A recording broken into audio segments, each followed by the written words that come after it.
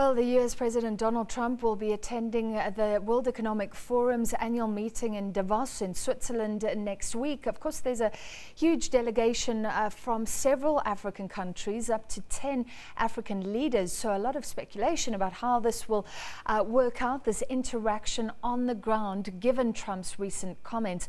And the CEO of Business Leadership South Africa has now written an open letter to the U.S. President about his attendance at the World Economic Forum, set to begin next week. He feels that Trump's racist comments about African nations are unacceptable. Let's speak now to Bonang Mohale, the CEO of Business Leadership South Africa. Mr. Mohale, thank you for being with us. I hope that we will chat on the ground in Davos, but tell us more about what you're saying ahead of that meeting. Thank you very much for having us representing 80 CEOs of big companies and multinationals, most of them listed on the JSE, who were absolutely revulsed and were seized with consternation by these derisive comments and overt racism of these statements of the biggest economy in the world. And in the letter, we say that, first of all, we are absolutely appalled that a nation of immigrants, that the U.S. it is, built on the blood, sweat, and tears of millions of Africans that were headed as slaves, and now have built truly a democracy that is enviable, can be the one that stoops so low. And we are saying, as Africans, it is very painful, it's very personal, not only because of 350 years of colonialism, but the 48 years of apartheid where racism was institutionalized. Nobody in the world understands the pain, the permanent scars, the stones in our shoes, the scars in our backs, more like Africans. And we are saying, we recognize that the U.S., along with many of its businesses and people, its churches and civil society, has been invaluable allies in Africa's far-reaching and widespread reconstruction effort. But also many African nations in return have been unwavering allies of the U.S. as we work together to tackle common threats and tackle advantages of common opportunities. This has been as beneficial to many parts of Africa as it's been strategically important to the U.S. Now, at a stroke, this president has cast a black pall over that symbiosis by impugning the dignity of 1.2 billion Africans in 54 countries that speak 2,000 languages together with others who call this continent home, and they themselves are African Americans. And lastly, we say many of us as Africans, we have been left with no choice but to boycott the address of the president of the U.S.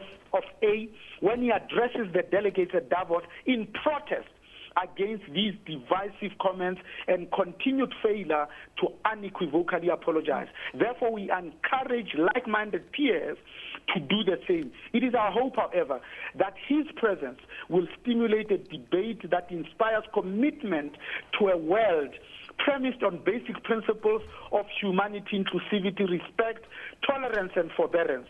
An alternative, in other words, to a world where walls, disparagement, and hate dominate the discourse of the leader of the U.S. of A. We are hugely emboldened by the fact that many Americans, including from his own Republican Party, have already distanced themselves in the strongest possible way from his comments. Thank you. Mr. Mohale, how will this work? So you want leaders from around the world who would have attended sessions. I know because I've been before a big opening and they have to let the U.S. president speak at that big opening. So you're saying people should stay away specifically from those events? No, we are saying specifically they must stay away when President of the U.S. of A, Donald J. Trump, addresses delegates as a show of our revulsion.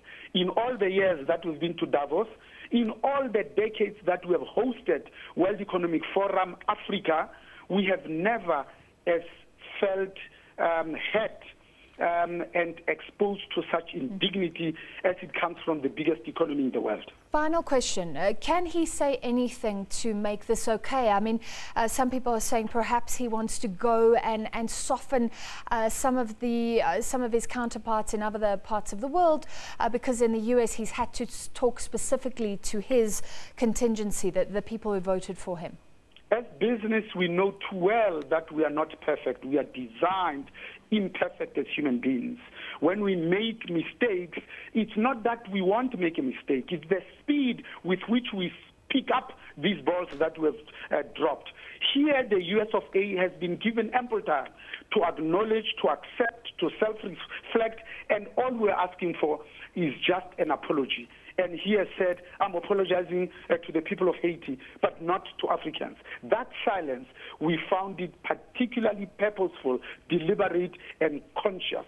But, you know, this president has been racist during his campaigning. He's been anti-Islam. He has been anti-gay people and LGBTI community, and he has been anti-women. And maybe the world was hoping that when he ascends the respectability of the highest office, that he will change his demeanor and tone, that he will act, walk, and behave presidential.